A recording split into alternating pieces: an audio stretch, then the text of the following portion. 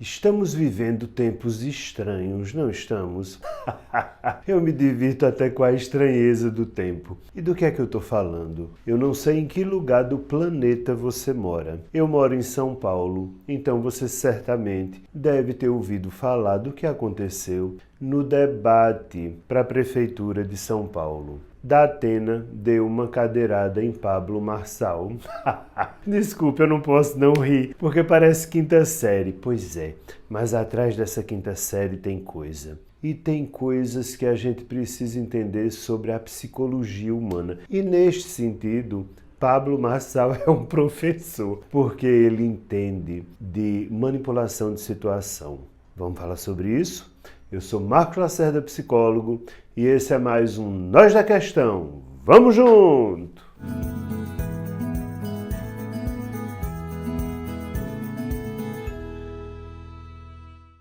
E antes que você me atire pedra porque você torce por esse ou por aquele candidato, para, bebê!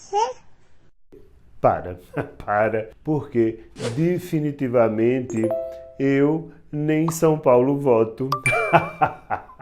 Portanto, podem se degladiar o quanto quiserem. Mas vamos entender algumas questões aqui. O que eu tenho visto Pablo Marçal fazer talvez seja o que muitas pessoas fazem na sua vida e você não percebe e vale a pena perceber. Então, como é que eu percebo a estratégia de Pablo Marçal? Quer seja essa estratégia consciente ou inconsciente, não estou dentro da cabeça do rapaz para saber. Estou falando de uma percepção minha. É uma estratégia de desestabilização. A ideia é, eu vou levar o meu oponente ao máximo de desestabilização emocional, porque à medida que o meu oponente parecer desestabilizado, quanto mais ele parecer desestabilizado emocionalmente, mais eu parecerei estável, mais eu parecerei são. Vamos dar um exemplo. Imagine que você vê na rua, de longe, duas pessoas discutindo. Uma está gritando muito e a outra está falando calmamente. Automaticamente, você tenderá a achar que a que está gritando não tem razão e a que está falando brandamente é dona da razão, aquela pessoa está sendo ofendida, está sendo agredida. Só que necessariamente isso não é verdade. Pode ser que a pessoa que está gritando tenha sido levada a esse extremo e ela esteja coberta de razão, embora ela pareça não estar. Eu estou dizendo com isso que Datena teve razão em meter a cadeira em Marçal? Absolutamente. Eu sou violentamente contra qualquer tipo de agressividade.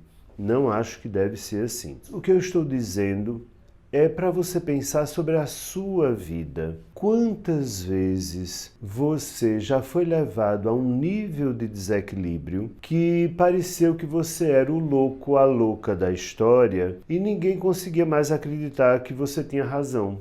É exatamente sobre isso que eu quero que você pense. Porque, quer seja consciente ou inconscientemente, é isso que Marçal tem feito com os oponentes dele. Ele acusa disso, acusa daquilo, alfineta aqui, alfineta de lá, ao ponto que o outro chega num grau de descontrole que quem olha diz, meu Deus, como este candidato é uma pessoa centrada, equilibrada, enquanto o resto é tudo doido, né?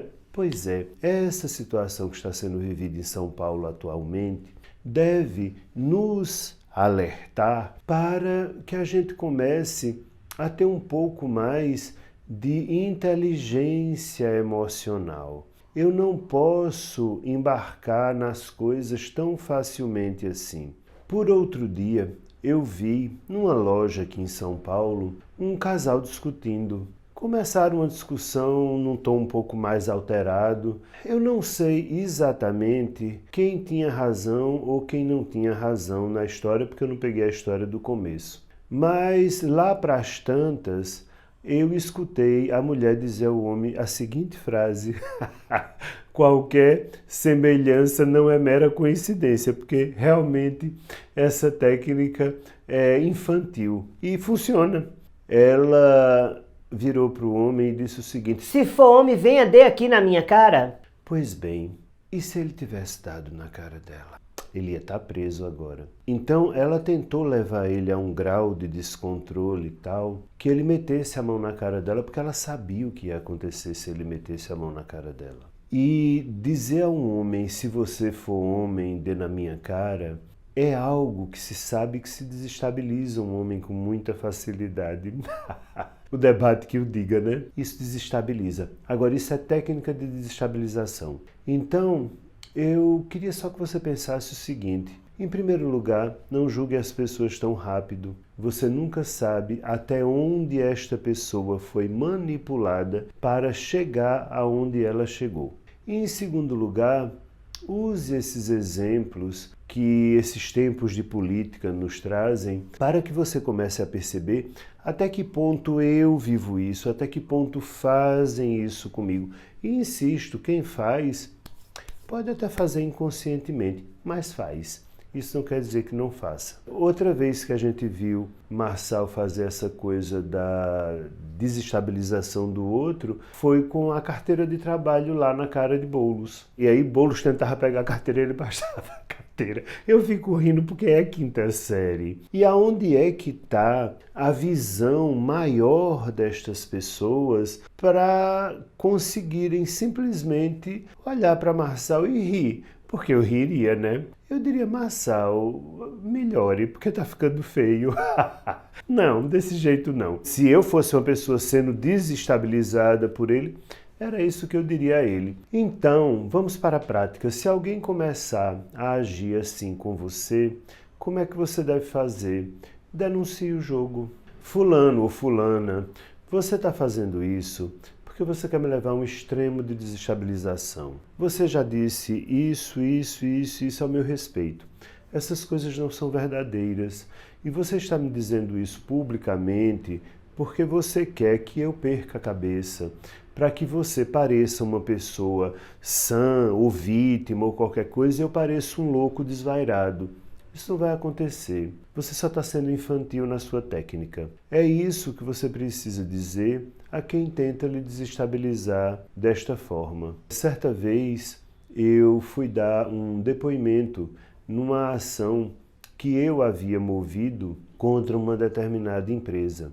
E lá para as tantas, o advogado de defesa da parte, porque isso era uma audiência em frente ao juiz, começou a falar, a tentar me desqualificar, pessoalmente, que aquilo que eu estava dizendo não tinha valor, porque eu não tinha valor pessoal.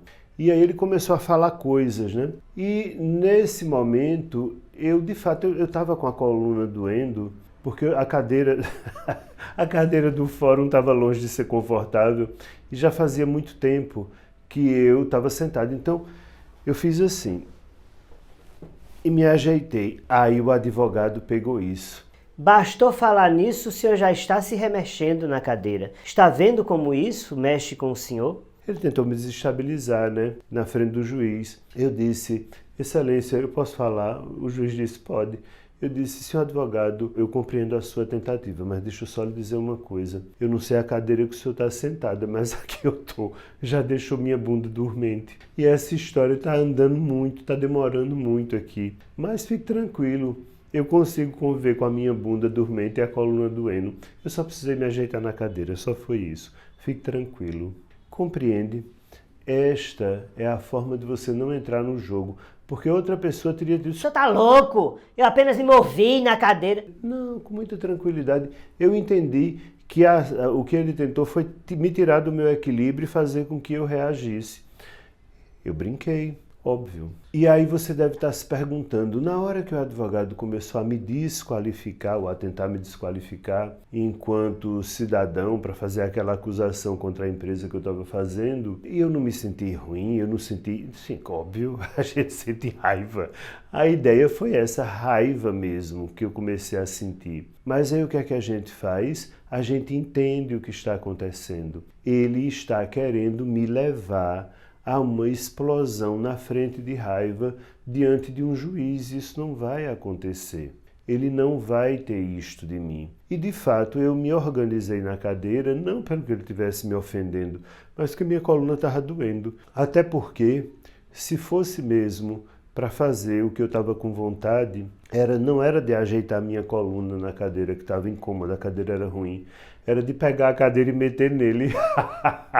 Porque de fato a gente sente às vezes vontade, né? Pois é, mas quando a gente faz isso, a gente entra no jogo do outro, porque a gente se sente injustiçado. E você que está me ouvindo precisa aprender que esse evento que aconteceu aí na política de São Paulo pode ser muito mais frequente na sua vida do que você pensa. Talvez existam muitos Datenas e muitos Pablos Marçal por aí à solta na sua vida e você não perceba. Vamos lá, vamos melhorar. Vamos subir o nível do debate dessa vida, porque eu já vi tanta gente fazer isso, sobretudo em relacionamento de casal. Quer ser esperto ou esperta? Denuncie o jogo. Seria isso que talvez Datena pudesse ter feito.